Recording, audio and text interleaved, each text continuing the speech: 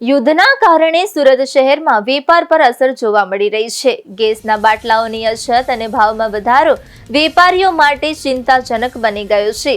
આ પરિસ્થિતિમાં કેટલાક વેપારીઓએ અનોખા ઉપાયો અપનાવ્યા છે। દૂધ અને માવાના વિક્રેતાઓએ બળી ગયેલ કોયલનો ઉપયોગ કરીને ભઠ્ઠી શરૂ કરી છે। મોટા વરાછા વિસ્તારમાં સ્થિત ડેરી દ્વારા આ અનોખો પ્રયોગ સફળતાપૂર્વક પૂર્ણ કરવામાં આવ્યો છે।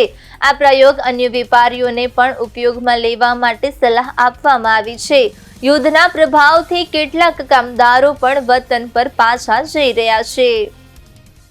અત્યારે ગેસ અવેલેબલ નથી, તો ગેસના અવેજીમાં અમે એવું કરી રહ્યા છીએ કે ભાઈ એક બળી ગયેલા ઓઇલનો ઉપયોગ કરી અને એક આપણે ભઠ્ઠી બનાવીએ કે જેમાં આપણે ગેસની જગ્યાએ બળી ગયેલા ઓઇલનો ઉપયોગ કરી શકીએ અને કોસ્ટ આપણે નીચે લાવી શકીએ।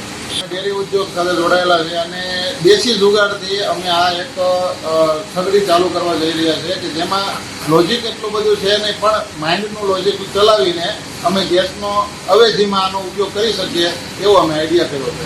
ધંધામાં અત્યારે 25 થી 30% ગેસના કારણે ડાઉનફોલ છે, જેના અમે અવનવા પ્રયોગો કરી અને ઉકેલ લાવવાના પ્રયત્નો કરી રહ્યા છીએ। અત્યારે બળી ગયેલા ઓઇલમાંથી અને પ્લસ કે ડીઝલ અથવા કેરોસીન, પેટ્રોલ, કોઈપણ જાતનું ઇંધણમાંથી જે અમારા સગડા ચાલતા હતા ગેસથી, એને અમે ઉપયોગ કરી અને ફરીથી ચાલુ કરવા માંગીએ છીએ।